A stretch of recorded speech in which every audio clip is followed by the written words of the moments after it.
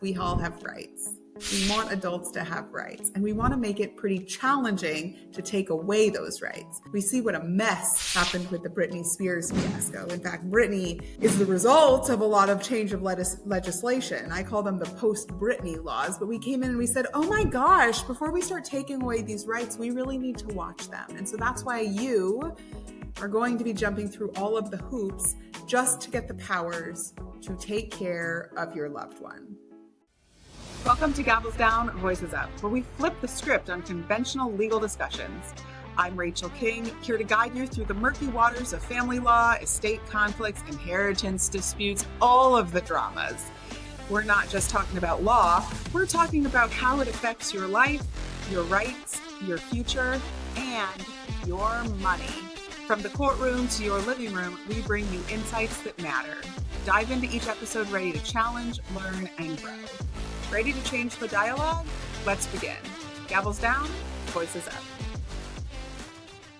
In today's episode, we're going to deep dive conservatorships, all conservatorships for developmentally disabled children who are turning 18 or are 30 or 40 or 50, and all of a sudden they need some legal paperwork that allows their caregiver or their parent to make decisions for them, to seniors and everybody in between, car accidents, stroke, dementia, you name it. If there's a situation where some adults can't make their own decisions anymore, we're going to talk about it, how to do it, what to do, and if there's anything that can be done in advance to prevent needing a conservatorship. So what is a conservatorship? Well, as I've said, it's basically a legal proceeding that allows one person to go in and say, hey, because my parent or my child is no longer or cannot make decisions for themselves, I need the legal authority to make it for them. Certainly there are powers of attorney, we'll talk about that at the end, that can help prevent the need for a conservatorship, but we're talking the here and now. As we sit today, mom's dementia is so far advanced, she can't sign any legal documents. My child is 22 and needs some kind of surgery, but because she is severely disabled, she can't consent to surgery, doesn't understand it. And the doctors are asking me as mom to make that decision, but I don't have the legal power to. So what do? We go into court and we tell the court, hey, my child, my parent, my family member can't do this. I need to be able to do it for them. So please give me the legal paperwork to say that I can. And in California, we have two different kinds of conservatorship. Well, actually, there's lots of them. But for the sake of today, we're going to talk about conservatorship of the estate and conservatorship of the person. We also have something called limited conservatorships. That's for another day. But those really do tend to be for children that have aged up, that have some kind of developmental disability where they can make some decisions, can't make all of their decisions. So think they can get up and get dressed and brush their hair if they're reminded, brush teeth if they're reminded, take a shower if they're reminded, even eat on their own, but they kind of need care, reminders, they need help with their food. And maybe they might have some difficulties in social situations, needing some therapies and not being able to be completely self-sufficient with their everyday needs. We might do a limited conservatorship in those cases.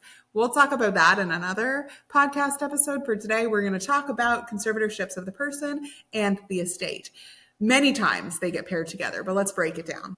Conservatorship of the person is everyday decisions, medical decisions where the person is going to live, visitors, but remember we've got that little asterisk right there that we'll get to in a moment. Those decisions are conservatorship of the person. Conservatorship of the estate is the ability to handle finances. You're basically taking everything they own, their property, whether it's money, house, investments, things, and you get to control them for their benefit in both cases, right? You can't start saying, oh, I want to pull life support because I'm tired of paying for them.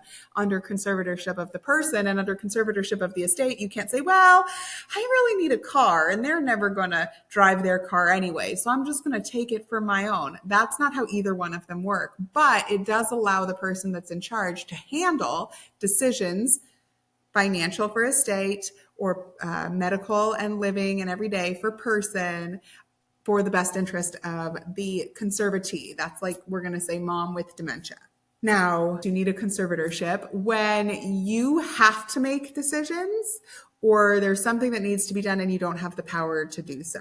This can sometimes be avoided with a power of attorney. In fact, as I said, I'm just going to say it now because it's going to keep coming up. So let's rip the Band-Aid. If you do a power of attorney while you're still of sound mind, so like if my mom did a power of attorney today that put me in charge or put somebody else in charge, there's a lot of things that if she has cognitive decline, we would not need a conservatorship for. But if she's a stubborn broad and she says, I'm always going to be able to make my own decisions, nobody's going to come in here and make them for me, and then she also has the same cognitive decline, I'm going to end up in a conservatorship. There are a few cases I've seen over the years where a power of attorney has been done, but it hasn't been done specifically enough. And we've had banks or title companies come in and say, I don't like this. I want you to get a conservatorship. I've had places that have said, oh, I don't like your advanced healthcare directive, so I want you to go get a conservatorship before you can place mom in a memory care facility. If you can, make a power of attorney. In fact, California has statutory powers of attorney. You can Google search and download online. I'm guessing you can use ChatGPT these days to help fill it out for yourself and get it done so that if something happens, you have a power of attorney in place. And at least it's one preventative measure that can avoid a conservatorship. But why would you want to avoid a conservatorship? They do great things. They let me take care of my mom with dementia. Yes. But they can be costly and they can be time consuming. And quite frankly, even though the court system is my job security, if there's a way to stay out of it, my goodness, let's do it. As a probate litigator that litigates conservatorships, powers of attorney, trusts, estates, all of the things that have to do with somebody's estate, managing them when they can't make their own decisions or their inheritance, I can tell you, I love the area of law, but most of my clients get frustrated with it because, again, in California, it's time consuming. The courts are very impacted and it costs more to do something that you're like, I should just be able to do this anyway because if mom has dementia and I'm the child that's willing to step up and take care of her, how dare anybody come in and make it difficult for me? Why do I have to pay the court and an attorney to go through a conservatorship when I'm trying to do the right thing? The bottom line is because we all have rights. We want adults to have rights, and we want to make it pretty challenging to take away those rights. We see what a mess happened with the Britney Spears fiasco. In fact, Britney is the result of a lot of change of legislation. I call them the post-Britney laws, but we came in and we said, oh my gosh, before we start taking away these rights, we really need to watch them. And so that's why you are going to be jumping through all of the hoops just to get the powers to take care of your loved one. Kind of a pain in the butt. Anyway, if you can go get a power of attorney done, do that. Just a moment for a quick break. Are you struggling with the legal and emotional tolls of divorce? Let me, Rachel King, help guide you. Head over to gettingdivorcednowwhat.com/free chapter for your copy of the first chapter of my new book, Getting Divorced Now What. Learn tips to navigate your divorce in the most successful way possible. The full book is coming out January 15th, and you can pre-order yours now. Now let's get back to the show. Most commonly, as I said earlier, we see conservatorships come into play where there's dementia or Alzheimer's. We have some kind of medical condition like a stroke. Maybe it doesn't take away the patient's mental cognitive abilities, but they are not able to move their body. They have some kind of resulting paralysis. Or maybe it's the other way around. They have something that's causing them to lose their cognitive abilities, but they can run and they can do all of the things. We also see it when we have developmental disabilities. We see it in mental health. It might be something like Down syndrome, cerebral palsy. We also have seen, and I've done conservatorships where there's been schizophrenia and bipolar, that those are limited in how they can get granted. And quite often we see conservatorships with autism or some of the spectrum diagnoses. The cool thing about conservatorships is you only have to get it for what you need. So if I'm taking care of mom and mom's broke, she hasn't saved anything for retirement, shame on her. I'm paying for her retirement and now I have to take care of her because she didn't plan for any dementia situations. I don't need to go get conservatorship of the estate. I can just get conservatorship of the person. If my child is somewhere on the spectrum and can hold down A, has a very, very part-time job with accommodations and can live on their own but has a difficult time contracting, needs some decisions, we might be looking at a supported decision-making situation or a very limited conservatorship that allow me to help them with their medical decisions, help them control their finances, but not necessarily in a way that takes away all of their power. On the other hand, if I have somebody that is totally fine or maybe did do a power of attorney for finance but forgot to do it for healthcare, maybe I just go in for the person. Maybe I have somebody who did an advanced healthcare directive for healthcare, but forgot all of their finances and that their bills were somehow going to be paid. I could go in and get conservatorship of the estate. So when we're looking at conservatorship, we're looking first at what is the problem that we're trying to solve. What is the issue? Is there a cognitive impairment or a medical issue? Where are we on that? And typically, as an attorney, I rely on the doctors because I am no doctor, and who am I to say whether somebody can make their own decisions or not? From there, we look at what the options are under a conservatorship, always looking at the least restrictive means. How can we get you the power to take care of mom, but also give mom as much power herself so that she can keep living as independently as possible? We have this underlying policy, and sometimes it's frustrating for people that we want individuals and adults especially to live with dignity. And that's where I come in and I say, okay, let's do the least possible restrictions, right? Let's only get the powers that we need to. And in conservatorships, we have the flexibility to do just that. So that is fantastic. Again, you might need a conservatorship with dementia, Alzheimer's, severe mental illness, developmental disabilities, and financial abuse or neglect, physical abuse or neglect. If somebody's allowing themselves intentionally or unintentionally to be physically or emotionally or financially abused, and they don't know how or they don't have the ability to stop it, it might be grounds for a conservatorship, just so you know. Not always, not always. Some of the things that I've seen are quite, I don't want to say comical, but some of them are outrageous. If we know that dad had a stroke and now he can't speak clearly, he can't communicate effectively, and maybe he is paralyzed, that might be very obvious grounds for the need of a conservatorship. Some of the more interesting ones, I would say maybe more fun as an attorney, but really, really sad, are one time I had somebody who needed a conservatorship where they went out and bought 3 cars, paid cash, and their license had been suspended 2 years prior. They forgot that their license had been suspended and they really wanted these cars.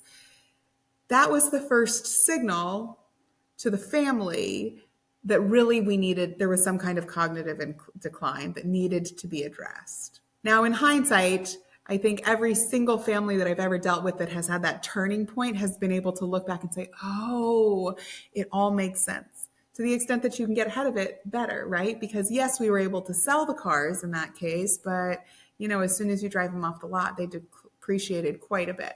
I had another person who we needed to get a conservatorship for who was having a mental health crisis and went to the ATM or the bank, I can't remember, somehow had withdrawn like $20,000 or $30,000 of cash from the bank. I think now you might even have to order that much, but at the time they didn't need to order it, and just went down to the freeway and started throwing the money out of the car across the freeway, because when they got in their car, they said they realized that the money was tapped, that some government agency was listening to them through their money. I've had conservatorships where children, I'm going to say children because they're somebody's child, but they're adults. I had a 20-year-old who got involved in an online scam, didn't realize it was an online scam, and gave all of their money to this online scammer. Well, fortunately, that 20-year-old didn't have a whole lot of money. I think that 20-year-old had ended up saving about $1,500. But that was their entire life savings. They worked very hard. And because of their developmental disability, it took them a really long time. They were unable to see that this was a scam. We went in and got a conservatorship. If something is out of the ordinary, it might be time to look into a conservatorship if there is some medical history that could be causing your family member to be unable to make their own decisions. And here's the bottom line. The worst that happens is you don't have enough information. And if you get in touch with a good lawyer like me, a specialist in this area, somebody who's board certified, I'm board certified, we can do a pretty good job of saying what the likelihood of getting a conservatorship is. Do you have everything? Is there something that we're missing that you need to go out and get? Maybe we have to send your mom or your child to a doctor to get a doctor's formal diagnosis, formal decision on cognitive ability. But talking to a lawyer can really help, because the worst thing that we say is, no, not going to happen. Or maybe unlikely to happen. That's probably more like what a lawyer would say. So when we're going to get a conservatorship, now we've decided, you've met with me or another attorney and you've decided, yes, this is the best route to go. And we know what kind of conservatorship we're getting. We know what powers we need. Then the first step in the process is filing the petition, filling out all the court paperwork. There are often, and I think California actually has done a pretty good job of it, though I'm sure there's lots of people that would complain, about having self-help and even classes on how to fill out conservatorship paperwork. So if money is an issue, and let's be honest, money is an issue for everybody, but if money is an issue and you would rather try it yourself rather than hiring an attorney, reach out to the courthouses, see if they have some kind of self-help seminar or self-help system in place to help you fill out the conservatorship petition. So you fill it out, you file it. Yeah, there's filing fees, guys, because, well, California has high filing fees, I think. And then you're going to get a hearing date. You've got to serve correctly in California, so don't forget service of process. You've got to go through some kind of court investigation where the court or somebody assigned by the court will reach out to you. You want to make sure you participate in that, because your failure to participate, one, will interfere with how long it takes. It can make it so you don't get a conservatorship. And I've actually seen it where the court became concerned with the family member who was refusing to participate in the court investigation for the petition that they voluntarily filed. So we want to make sure that we participate in the court investigation. And in fact, I tell all of my clients, please do, please respond, please participate in this, and let's move it forward. And there will be a hearing. In conservatorships, at some point, the person that we're trying to get power over, so mom with dementia, will get a court-appointed attorney. This is because we really want to protect their rights. I sit on the court-appointed counsel list for Riverside and San Bernardino counties, and I do represent proposed conservatees to make sure that their voice is heard.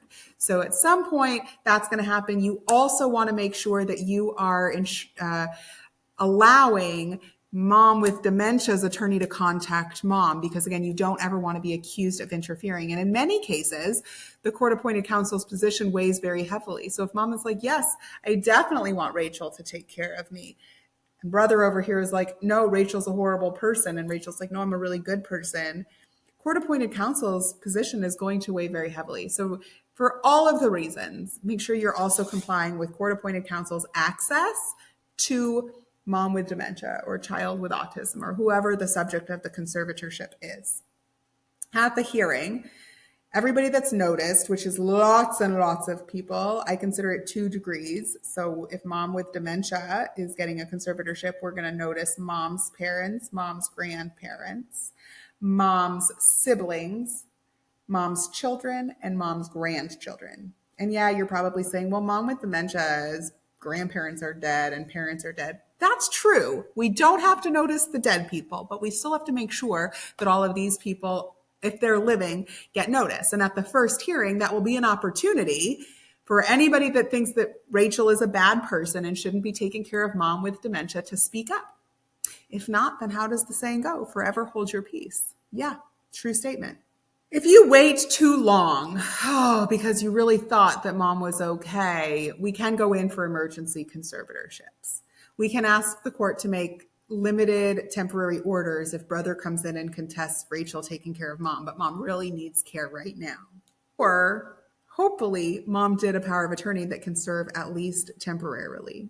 In any event, there is not a problem, I truly believe, that can't be resolved with some kind of legal intervention. And that is true of mom with dementia, dad with a stroke, car accident, cognitive impairment, developmental disability, manic episodes, schizophrenia, late identified bipolar, all of the things. If somebody needs another adult to help them make their decisions, we have so many resources under the law. Conservatorships, conservatorship of the person, conservatorship of the estate, limited conservatorship, powers of attorney, supported decision making, so many ways to ensure that your loved one, or maybe you, have tools in place so that you are taken care of and you're getting what you need. If you think that a conservatorship might be necessary or you're concerned, please reach out to an attorney. Of course, you can find all of my information, and I'm a board certified specialist in California, and I'd love to talk to you or talk to your family members. One of the things that I typically say is if you come in with a doctor's note on a level of capacity or a diagnosis, that can be very, very helpful. If not, then you can expect that your attorney is going to send you on your way at some point to get that done. It's always easier to get ahead of it than to make up from behind. If there is a potential for a conservatorship, start ahead. If it's your child that's 17, about to turn 18, start at 17 years old. If it's your parent that looks like they're or was recently diagnosed with dementia, hasn't come to a point where they can't make any of their decisions, but it's almost inevitable, let's get ahead of it. I can't tell you how heartbreaking it is to find out that somebody has lost their ability to make their own decisions, and it has come at a price that cost them their house, their entire retirement, their dignity, their safety, all of those. Let's try and get ahead of it. I've really adopted Judge Kenneth Fernandez, Department 11, Hope Springs Eternal saying. He says that every day that I can think of when there's conflict, which is regularly in the courthouse. So remember, hope springs eternal, and we will always be able to find some solution to your problem. Whether you want to do it is a whole nother story. If you have any questions about conservatorship, I'd love to hear from you. I also love to hear war stories, but it's nice to have hero stories too. So reach out to me, follow me on all of the socials, and until next time. That wraps up another episode of Gavels Down, Voices Up. If you found value in our discussion today, please subscribe, leave a review, and share with someone who needs these insights. Your engagement helps us grow and impact more lives. I'm Rachel King, thanking you for listening and reminding you to speak up, because every voice deserves to be heard.